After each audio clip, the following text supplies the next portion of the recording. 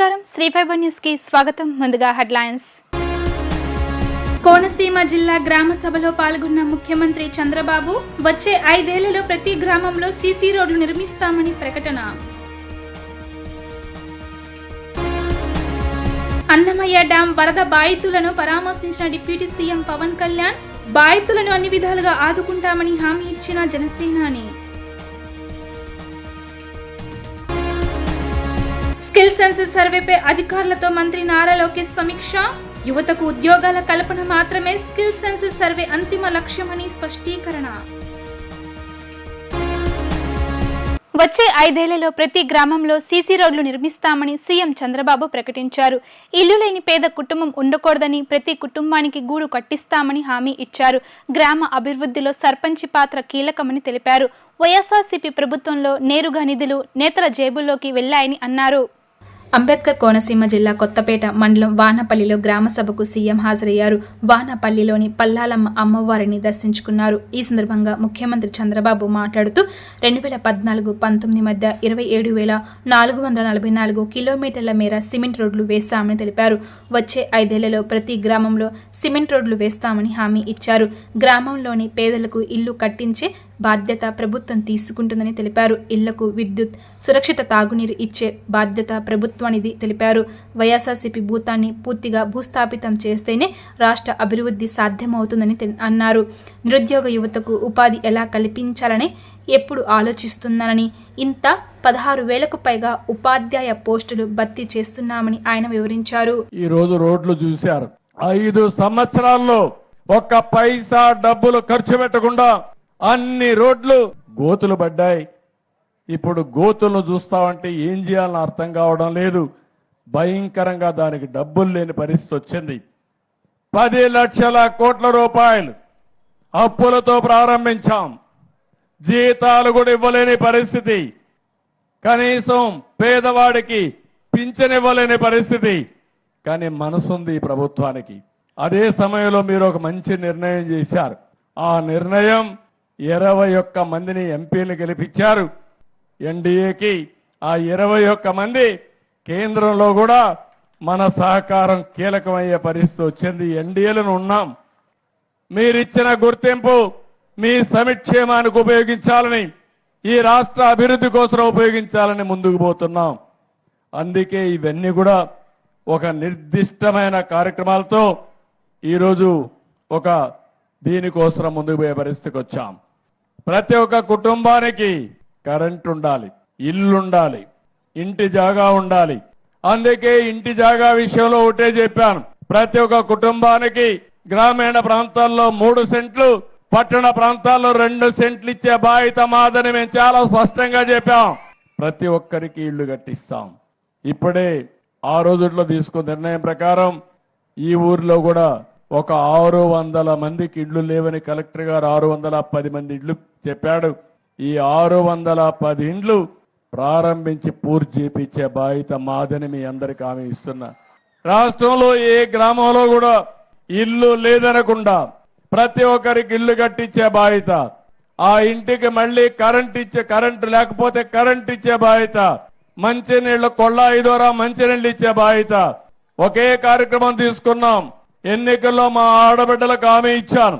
ఆ హామీ ప్రకారం మీ ఇంటికి కొళ్ళాయి ద్వారా, ట్యాప్ ద్వారా సురక్షితమైన మంచినీళ్ళు ఇస్తా ఉన్నాం. ఇచ్చే బాధ్యత తీసుకుంటామని మరొక్కసారి మీ అందరికీ హామీ ఇస్తున్నా.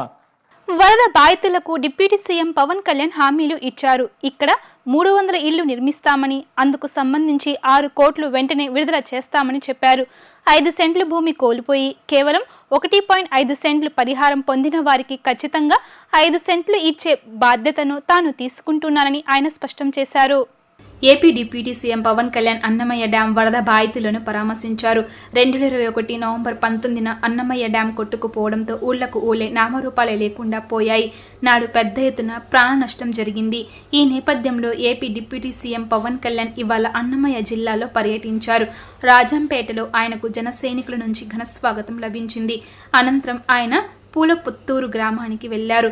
అన్నమయ్య డ్యాం వరద బాధితులను కలిసి వారిని పరామర్శించారు. వరద బీభత్సం తాలూకు ఫోటో ప్రదర్శనను తిలకించారు. వరద నష్టం జరగకుండా రక్షణ గోడ నిర్మాణంపై త్వరలోనే నిర్ణయం తీసుకుంటామని చెప్పారు. పంట నష్టం పరిహారం అందించే దిశగా చర్యలు తీసుకుంటామని అన్నారు. కాగా వరద ప్రభావిత గ్రామాల్లో పర్యటించి మరోసారి పూర్తిస్థాయి నివేదిక అందించాలని అన్నమయ్య జిల్లా జాయింట్ కలెక్టర్ను డిప్యూటీ సీఎం పవన్ కళ్యాణ్ ఆదేశించారు. ఈ సందర్భంగా పవన్ కళ్యాణ్ మాట్లాడుతూ అన్నమయ్య డ్యాం వరద బాధితులను అన్ని విధాలుగా ఆదుకుంటామని చెప్పారు. గత ప్రభుత్వ తప్పులు సరిదిద్దేందుకు కలెక్టర్ ఆధ్వర్యంలో కమిటీ వేస్తామని తెలిపారు. వరద బాధితులు తమ సమస్యలను కమిటీ దృష్టికి తీసుకురావాలని సూచించారు. వరద ముప్పు నుంచి గ్రామాలు పంటల రక్షణకు కరకట్ట నిర్మాణానికి చర్యలు తీసుకుంటామని తెలిపారు. సంఘటన జరిగినప్పటి నుంచి ఇప్పుడు దాకా ఇది కావాలని నిర్లక్ష్యంతో జరిగింది అని నాకు అవసరం. అది ఏంటంటే మీకు న్యాయం జరిగేలాగా ముందస్తుగా ఇలాంటి తప్పులు జరిగినప్పుడు ఎవరో ఒకరు బాధ్యత తీసుకోవాలి. దీని మీద ఒక హై లెవెల్ కమిటీ వేసి ఎవరు బాధ్యత వహించారు, ఎందుకు నిర్లక్ష్యం వహించారు, ఇందాక చెంగలరాయుడు గారు కూడా చెప్తా ఉన్నారు. అంతకుముందు గతంలో కూడా మన వాళ్ళందరూ చెప్పారు, మన నాయకులందరూ చెప్పారు, ప్రజలు చెప్పారు. కేవలం ఇసుక తవ్వుకోవడానికి బండ్లు పట్టుకుపోతాయని చెప్పేసి అవి ఆపారు.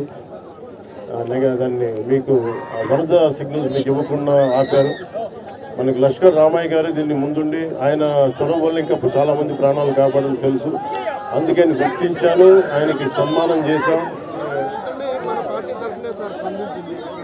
అవును, నాకు అవగాహన. ఇది నాకు మీకు మాటిస్తున్నాను. ఇది డిప్యూటీ సీఎం ఆఫీస్ నుంచి ప్రత్యేకించి దీన్ని దృష్టి పెట్టి ఇది నేను పర్యవేక్షిస్తాను. అధికారుల బృందాన్ని పంపిస్తాను ఒకసారి.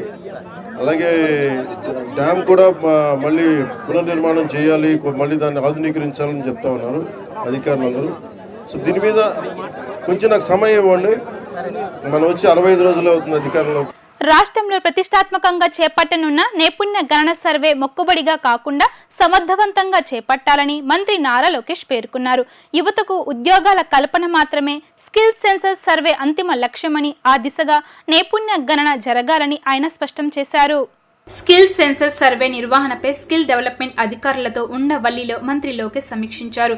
స్కిల్ సెన్సస్ లో భాగంగా యువతకు చెందిన విద్య, ఉపాధి, నైపుణ్య ప్రొఫైల్ను క్రోడీకరించి ప్రభుత్వమే ఒక ప్రత్యేక రెజ్యూమ్ తయారు చేస్తుందన్నారు. ఈ ప్రొఫైల్ను ప్రముఖ కంపెనీలకు నేరుగా యాక్సెస్ ఇస్తామని చెప్పారు. తద్వారా ఆయా కంపెనీలకు అవసరమైన నైపుణ్యం ఉన్న యువతను నేరుగా ఎంపిక చేసుకునే విధానం అందుబాటులోకి తీసుకువస్తామని తెలిపారు. స్కిల్ సెన్సస్ సర్వే అంతిమ లక్ష్యం యువతకు ఉద్యోగాల కల్పన మాత్రమేనని, ఆ దిశగా నైపుణ్య గణన జరగాలని అన్నారు. రాష్ట్రంలో ఉన్న పరిశ్రమల పెద్దలు, జాబ్ పోర్టల్స్ నిర్వాహకులతో మాట్లాడి మెరుగైన నైపుణ్య గణనకు సలహాలు తీసుకోవాలని అధికారులకు సూచించారు. నైపుణ్య గణన తరువాత యువత కోసం స్కిల్ డెవలప్మెంట్కు చర్యలు చేపడతామని తెలిపారు.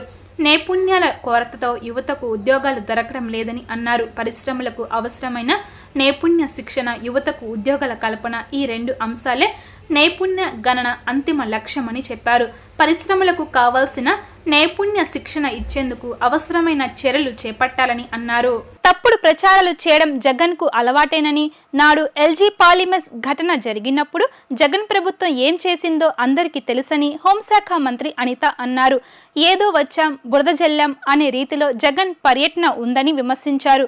అందుకే జగన్ మాటలను భూతద్దంలో చూడవలసిన అవసరం లేదని, he is just Pulivendula MLA అంటూ అనిత తనదైన శైలిలో వ్యాఖ్యానించారు.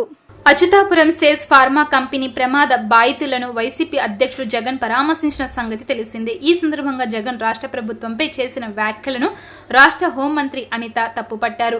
జగన్ వాస్తవాలు తెలుసుకొని మాట్లాడాలని హితువు పలికారు. ఫార్మా ఘటన పట్ల ప్రభుత్వం నిర్లక్ష్యంగా వ్యవహరిస్తుందని, గతంలో ఎల్జీ పాలిమర్స్ ఘటన జరిగితే తాను వెంటనే కోటి పరిహారం అందేలా చేశారని జగన్ చెప్పారు.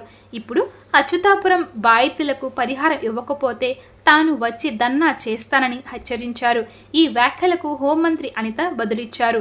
బాధితులకు సహాయం అందిందో లేదో జగన్ నిర్ధారించుకున్న తరువాత మాట్లాడితే బాగుంటుందని హితువు పలికారు.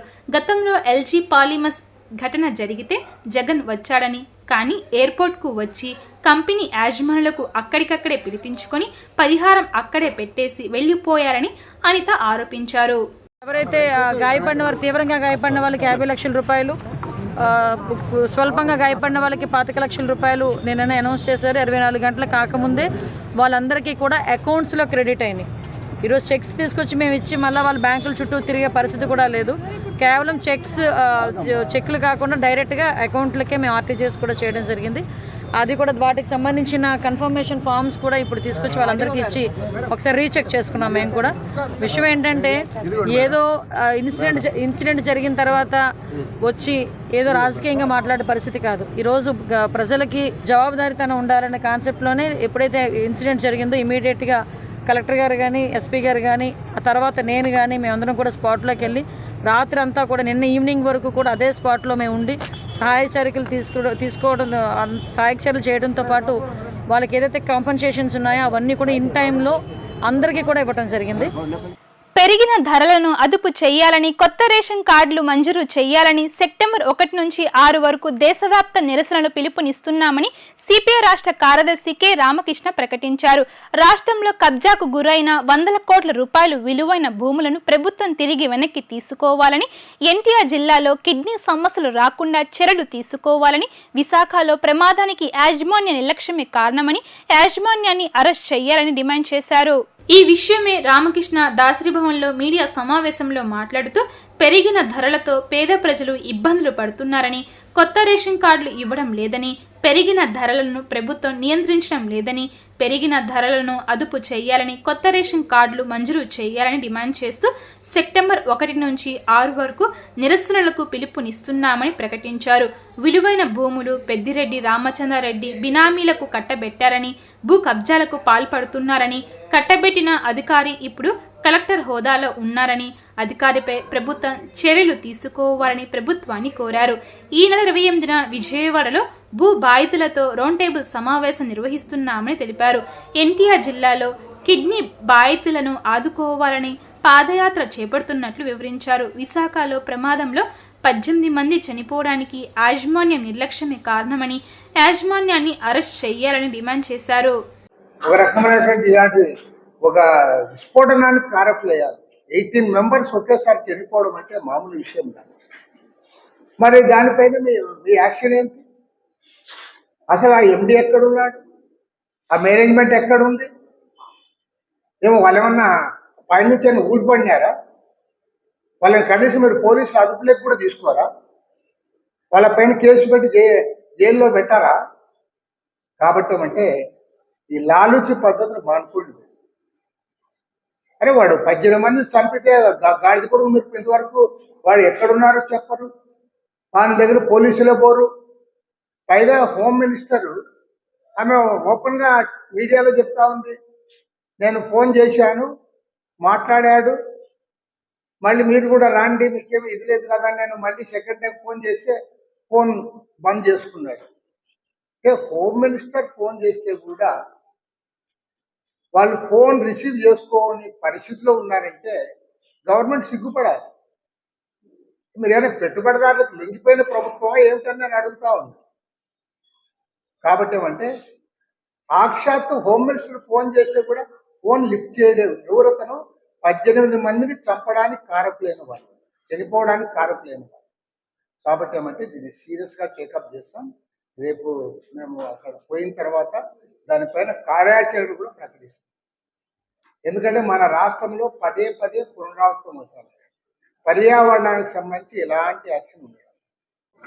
పారిశ్రామిక నగరంలో AITC all India general council సమావేశాలు జరుగుతున్నాయి. ఈ సమావేశాలకు 29 రాష్ట్రాల నుంచి 500 మంది ప్రతినిధులు వస్తున్నారు. ఈ సమావేశాల జయప్రదానికి రాష్ట్రంలో ఉన్న కార్మిక వర్గం సహకరించాలని చెప్పేసి విజ్ఞప్తి చేస్తున్నాం. 3వ తారీఖున 10,000 మందితో ప్రదర్శన బహిరంగ సభ కూడా నిర్వహిస్తున్నాం.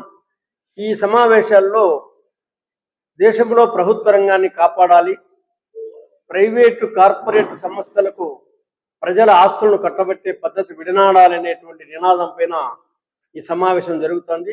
కార్పొరేట్ సంపదలను పునః పంపిణీ చేసి కష్టజీవుల అభ్యున్నతికి ఖర్చు చేయాలనేటువంటి ఒక ప్రధానమైనటువంటి సామాజిక సాంఘిక డిమాండ్తో ఈ సమావేశాలు జరుగుతూ ఉన్నాయి. ఎన్టీఆర్ జిల్లాల గత కొన్ని రోజుల నుండి వరుసగా చైన్ స్నాచిళ్లకు పాల్పడుతున్న నిందితుడిని అరెస్ట్ చేశామని, అతని వద్ద నుండి 6,10,000 రూపాయలు గల 87 గ్రాముల బంగారు ఆభరణాలు స్వాధీనం చేసుకున్నామని క్రైమ్ ఏసీపీ స్రవంతి రాయ్ తెలిపారు. జిల్లాలోని అన్ని పోలీస్ స్టేషన్ల పరిధిలోని ప్రత్యేక బృందాలను ఏర్పాటు చేసి అనుమానితుల కదలికలపై పూర్తి నిఘు ఏర్పాటు చేశామని చెప్పారు.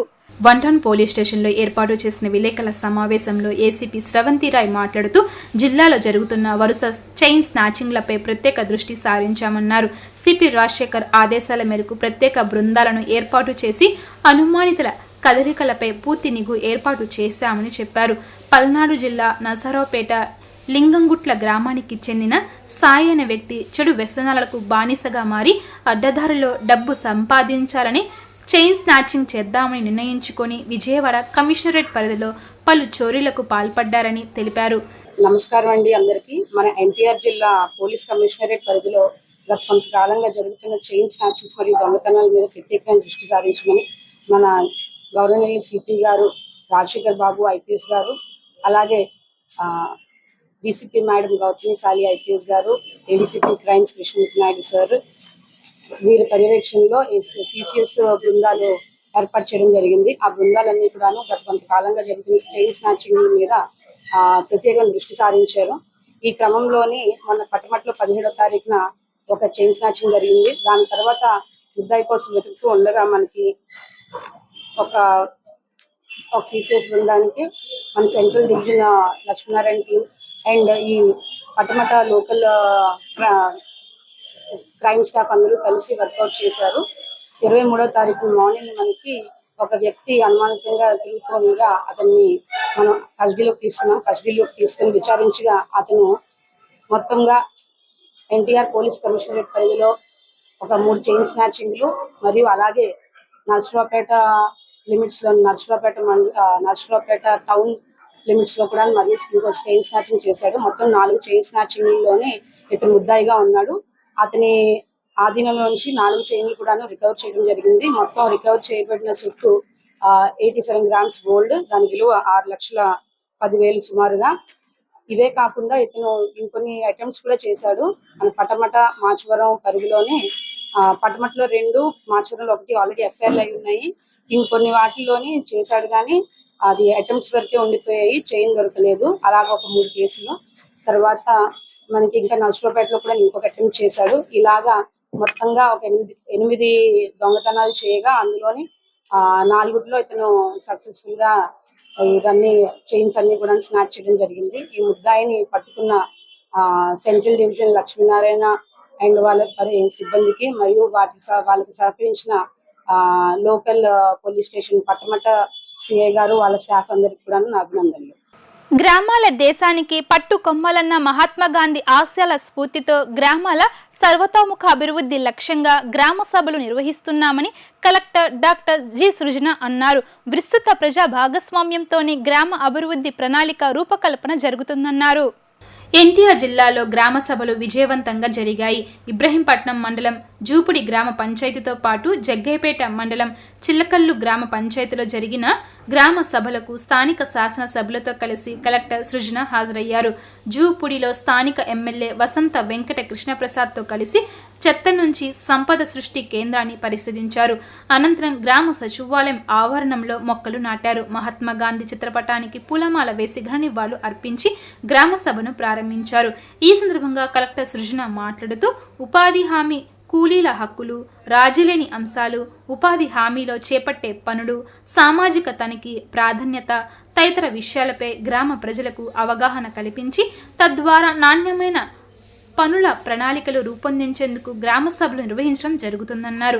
4 గోడల మధ్య కాకుండా సానుకూల వాతావరణంలో ప్రజా భాగస్వామ్యంతో గ్రామ సభలు నిర్వహిస్తున్నట్లు పేర్కొన్నారు. గ్రామ అభివృద్ధికి సంబంధించిన ప్రణాళిక అనేది ప్రజలందరి భాగస్వామ్యంతో జరగాలనే ఉద్దేశంతో ఈ సభలను ప్రభుత్వం ఏర్పాటు చేసిందన్నారు.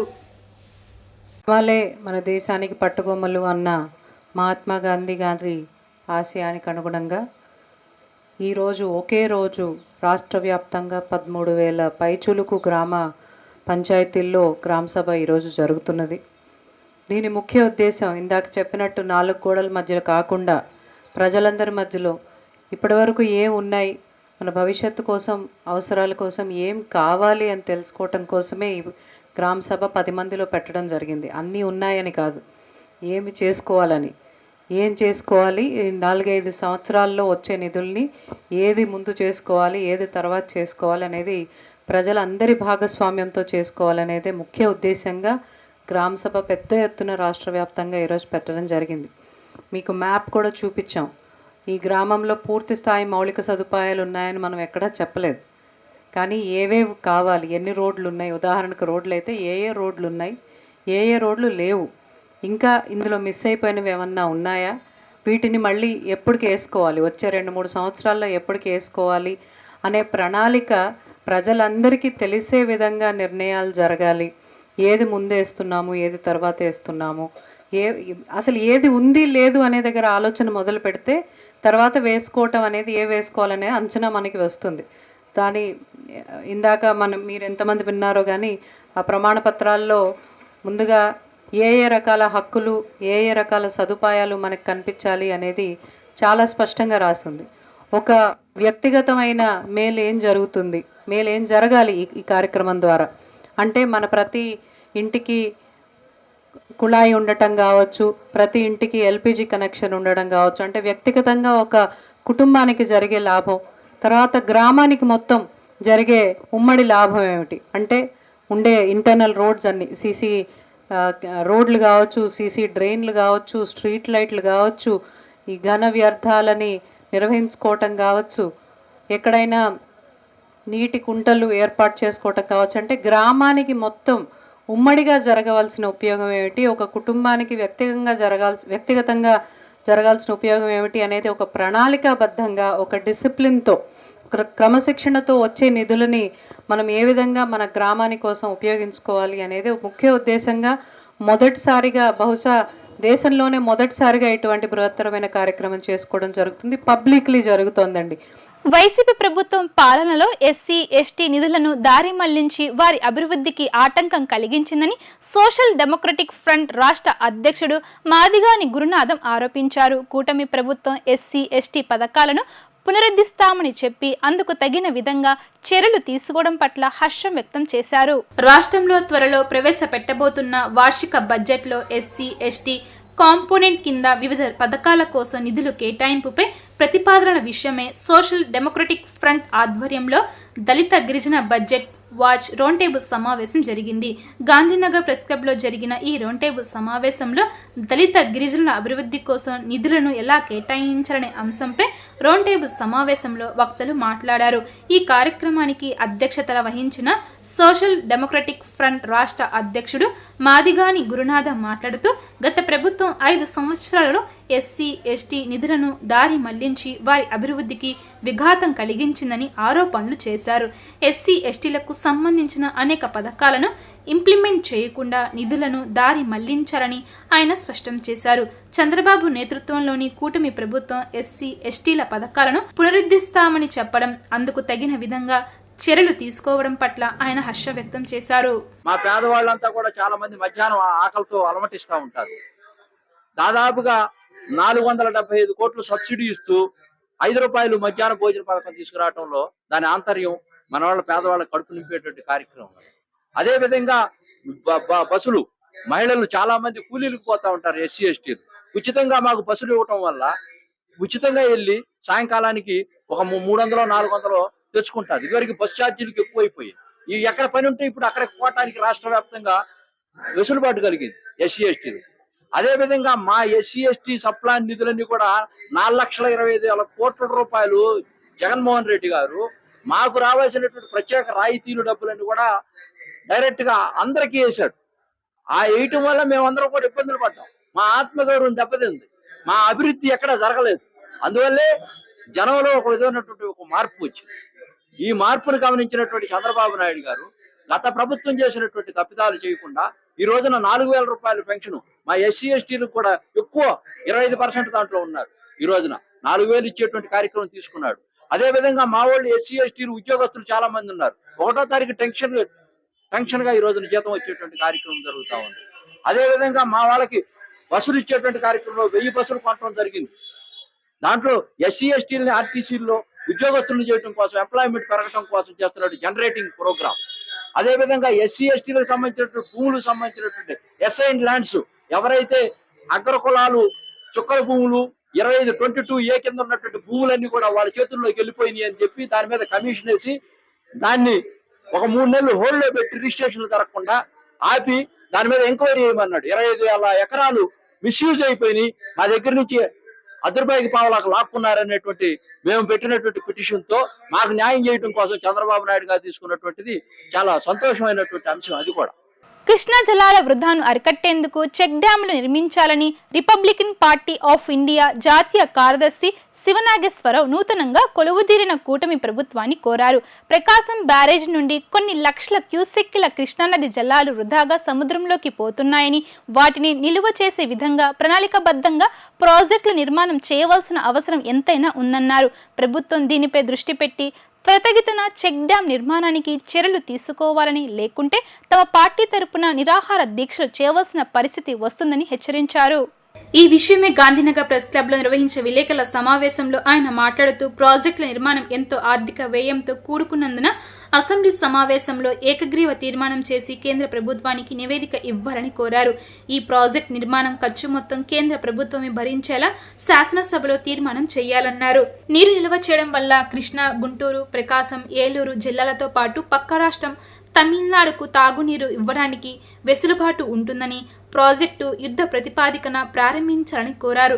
కృష్ణానది పరివాహక ప్రాంతం ఒక పక్క అమరావతి, మరో పక్క విజయవాడ నగరం ఉన్నాయని, ఇక్కడ జనాభా 1 కోటి మందికి పైగా ఉన్నారని, ఆంధ్రప్రదేశ్ రాష్ట్ర రాజధాని అమరావతిగా నిర్ణయమైనందున మరింత జనాభా పెరిగే అవకాశం ఉందని, వారికి సాగు, తాగునీరు అవసరం మరింత ఎక్కువగా ఉంటుందని, నీటి అవసరం పెరుగుతున్న నేపథ్యంలో ప్రభుత్వం త్వరితగతిన నిర్ణయం తీసుకోవాల్సిన అవసరం ఉందన్నారు.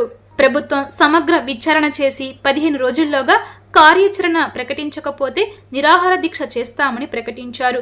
ఈ కార్యక్రమంలో పాల్గొన్న ఆ పార్టీ రాష్ట్ర అధ్యక్షులు బ్రహ్మానందరెడ్డి మాట్లాడుతూ, రాష్ట్రంలో వరుసగా పరిశ్రమల్లో కార్మికులు చనిపోతున్నారని, ప్రమాదాలు జరగకుండా చర్యలు తీసుకోవాల్సిన అవసరం ఉందని ప్రభుత్వానికి విజ్ఞప్తి చేశారు.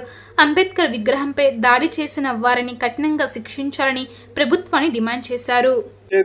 ప్రతి పిల్లలకి వచ్చే యువతకి మరి ఈ నీరు అనేది లేకపోతే ప్రమాదంలో పడే పరిస్థితి ఉంది కాబట్టి దీనిపై ప్రతి సంవత్సరం కూడా ఏదో పోరాటం చేయాల్సి వస్తుంది కాబట్టి దీనిపై రాష్ట్ర ప్రభుత్వం కఠినమైన నిర్ణయాలు తీసుకొని మరి ప్రాజెక్టులు కానీ, మరి డాక్టర్ బాబాసాహెబ్ అంబేద్కర్ కానీ, మరి ఇక్కడ జరుగుతున్న అచ్యుతాపురం కానీ, వీటన్నిటి మీద కూడా వీరు సమగ్ర విచారణ జరిపి మరి దీనిపై ఒక నిర్ణయానికి వచ్చి రాష్ట్ర ప్రభుత్వం మాకు నివేదిక ఇవ్వాలని చెప్పి కోరుకుంటున్నాం. వ్యక్తిగతంగా కూడా మరి గౌరవ ముఖ్యమంత్రి గారు చాలా బిజీగా ఉన్నప్పటికీ కూడా కొన్ని విషయాలకు ఆయన అనుమతి ఇచ్చి మరి దీనిపై ఒక సమగ్ర విచారణ కోసం ముందుకెళ్లాలని చెప్పి మాలాంటి వారికి, మరి చిన్న పార్టీ అయినా కానీ జాతీయ స్థాయిలో మేము కూటమిలో ఉన్నప్పుడు ఉన్నాము, మరి మాకు అవకాశం కల్పించలేకపోతున్నట్టు మేము చింతిస్తున్నాం. మేము ప్రజల కోసం పోరాటం చేసే పార్టీ మాది. డాక్టర్ బాబాసాహెబ్ అంబేద్కర్ పెట్టినటువంటి పార్టీ. దానివల్ల గౌరవ ముఖ్యమంత్రి గారు మరి స్పందించాల్సిన అవసరం ఉంది కాబట్టి స్పందించాలని చెప్పి కోరుకుంటున్నా. అదేవిధంగా ఎస్సీ ఎస్టీలపై ఎక్కువగా అత్యాచారాలు జరుగుతున్నాయి, ఎస్సీ ఎస్టీలపై దాడులు జరుగుతున్నాయి.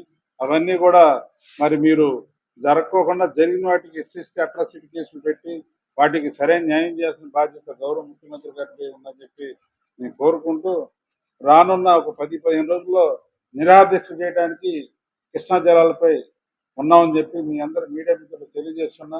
ఎందుకంటే వాటర్ అనేది మరి కొన్ని లక్షల క్యూసెక్లు దానిలో పోవటం చాలా బాధాకరంగా ఉంది. దాన్ని కానీ ఆపగలిగితే మనకి నీరు ఎప్పుడైతే మనం ఇక్కడ స్టోరేజ్ అయిందో అవి నీరు మనకి భూగర్భ జలాలు వెళ్ళిపోయి చెరువులకు కానీ లేకపోతే బోర్లు కానీ నిండిపోయి చక్కగా మనకి ఆ ప్రాంతం కూడా సస్యశ్యామలంగా ఉండటానికి ఎక్కువగా ఉంది. ఇదే వాటర్ సముద్రం కలిసిపోతే ఎవ్వరికి కూడా ఉపయోగం లేదని చెప్పి అభివృద్ధి చెందాల్సిన ఆంధ్రప్రదేశ్ని కొన్ని దుష్టశక్తులు కలిపి దీన్ని వేరే రకంగా కృషి చేయాలని చేశారు. ఆ పన్నాంగం పనిలేదు. ఇవాళ నారా చంద్రబాబు నాయుడు గారు ముఖ్యమంత్రి అయిన తర్వాత, తెలుగుదేశం పార్టీ రూలింగ్ గవర్నమెంట్ వచ్చిన తర్వాత మన ఆంధ్రప్రదేశ్ కలకల్లాడుతా జలకళ అన్నట్టు కలకల్లాడుతుంది. వార్తలు ముగించే ముందు హెడ్లైన్స్ మరొకసారి. కోనసీమ జిల్లా గ్రామ సభలో పాల్గొన్న ముఖ్యమంత్రి చంద్రబాబు వచ్చే 5 ఏళ్లలో ప్రతి గ్రామంలో సీసీ రోడ్లు నిర్మిస్తామని ప్రకటన.